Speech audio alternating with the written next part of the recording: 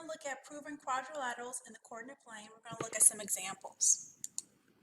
All right, so I'm going to show you the methods for proving each of the quadrilaterals, and then hopefully we'll get to all the examples. If not, hopefully you can apply these methods. So if you want to prove a quadrilateral is a parallelogram, there are 4 methods you can choose from. You can either, 1, show the diagonals bisect each other by showing the midpoints of the diagonals are the same.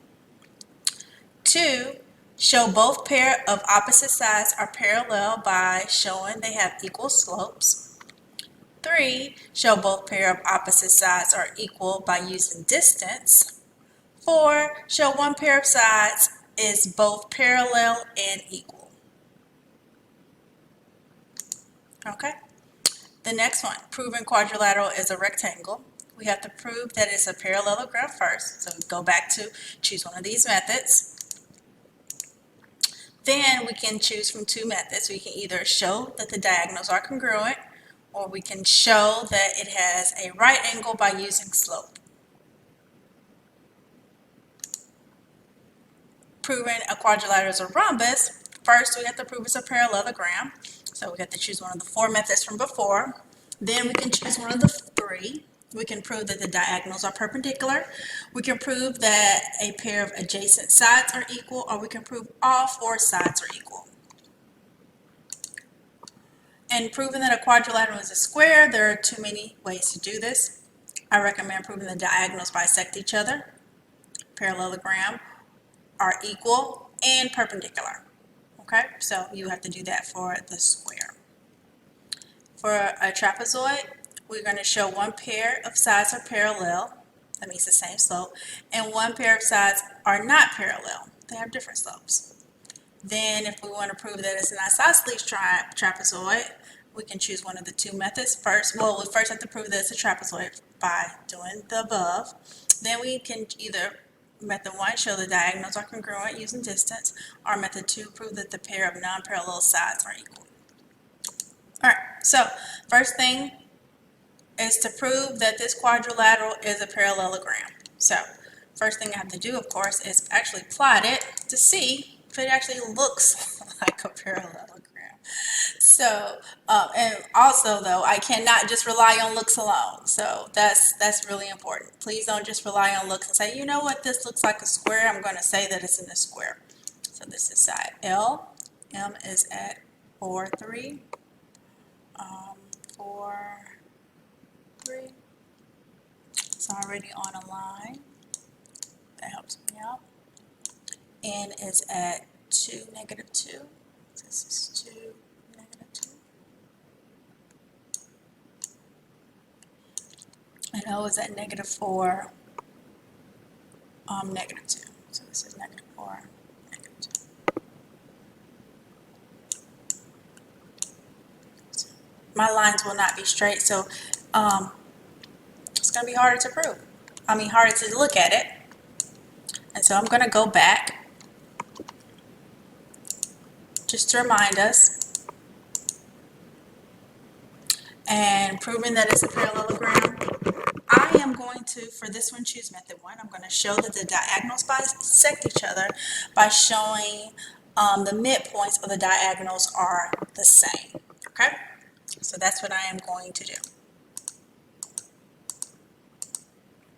So that means I need to find from here to here, from L to N, find that midpoint, and from O to M, I need to find that midpoint. So from L to N, midpoint formula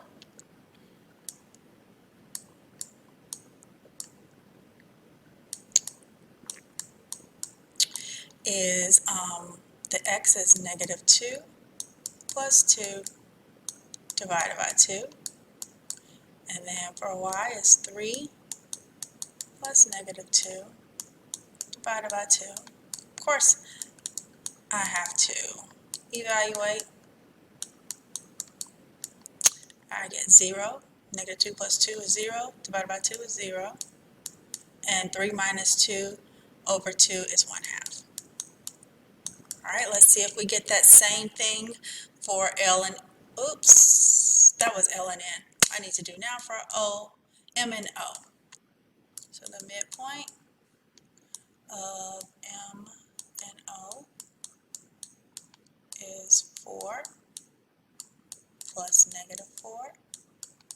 divided by 2, my x1 plus my x2 divided by 2, and then my y1, which is 3, plus my y2, which is negative 2, divided by 2.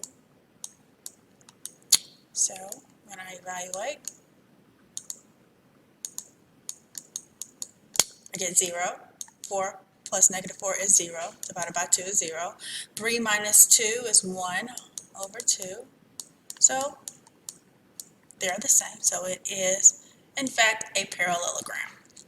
All right, let's go to the next one. It says, prove the quadrilateral with vertices GHI. J is a rectangle. So let's plot them. First, we have G here. H is at 5, 3.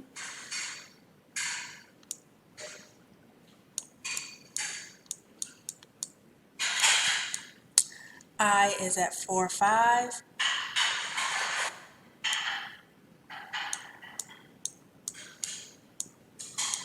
And J is at 0, 3.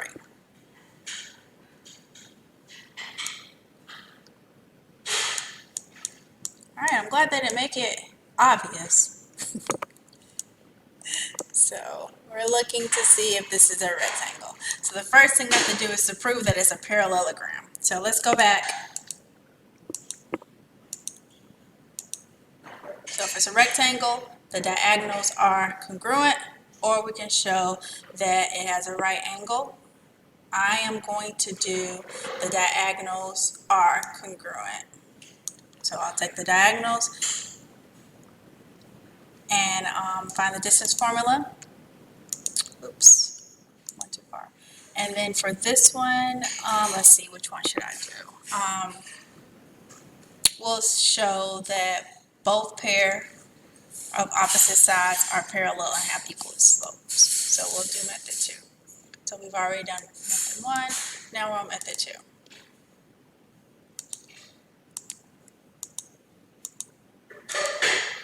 All right, so first we're going to show all of them, all the sides are parallel to each other.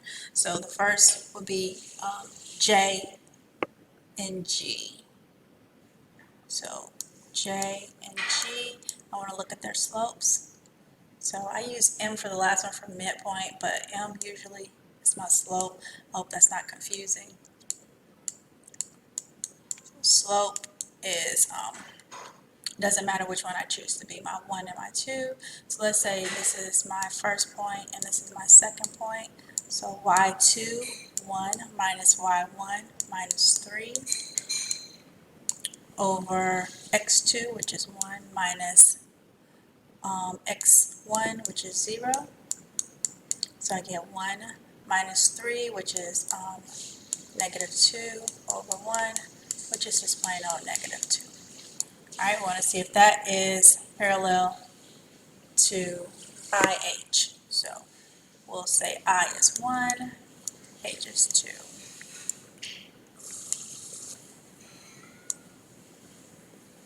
Let's call it high.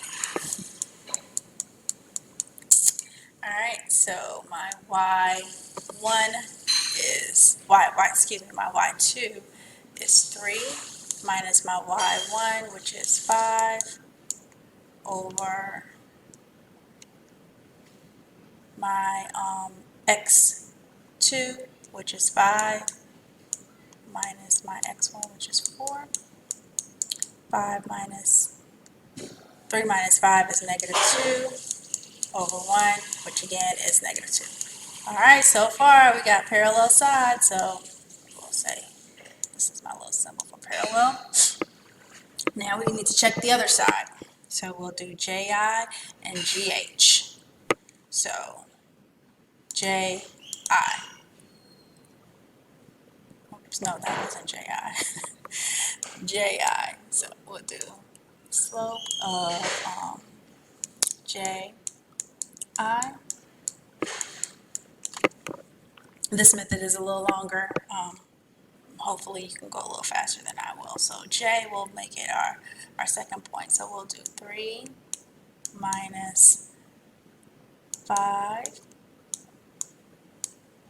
0 minus 4, and that gives me negative 2 over negative 4, which reduces to positive 1/2.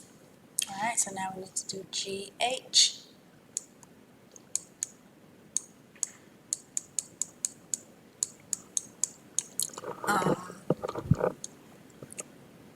GH are here, so I'm going to do H is my second point, so that's going to give me 3 minus 1 over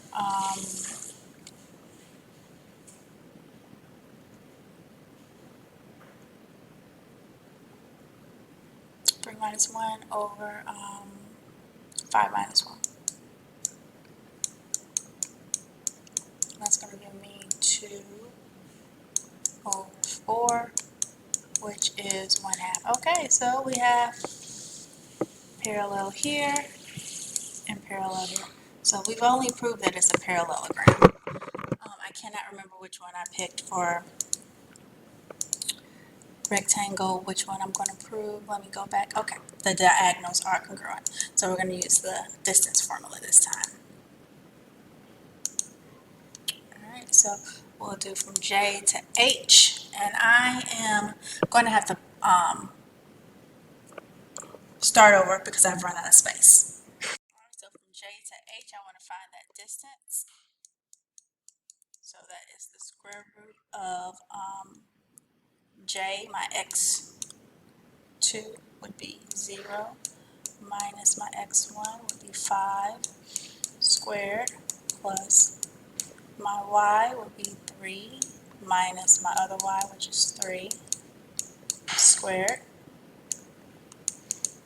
That gives me negative 5 squared minus 0, which will just give me 5 because negative 5 squared is 25 and square root of 25 is 5. So there we have that one. Open, I didn't put, this is for JH.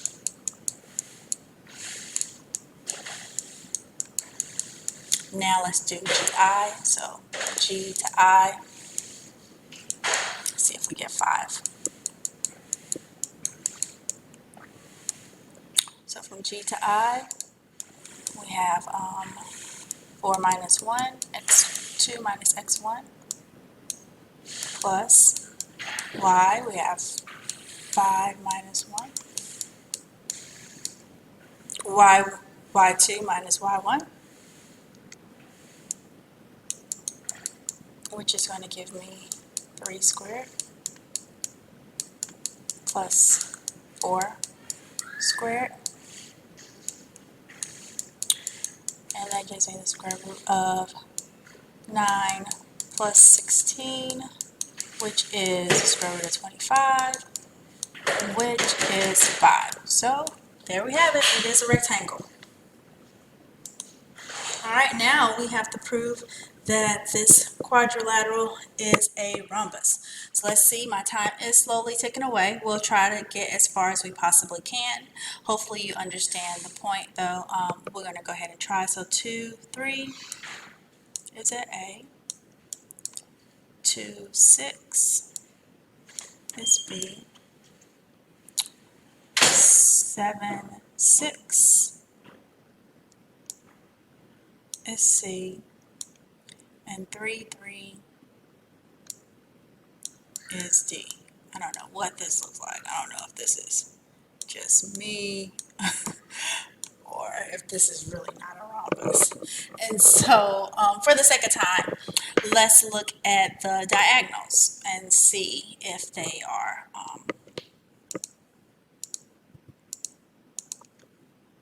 have the same midpoint, because I think that's a little quicker. And that's just to prove that it's a parallelogram first. So first we have to prove it's a parallelogram. So from A to C, we want to find the midpoint, and midpoint would be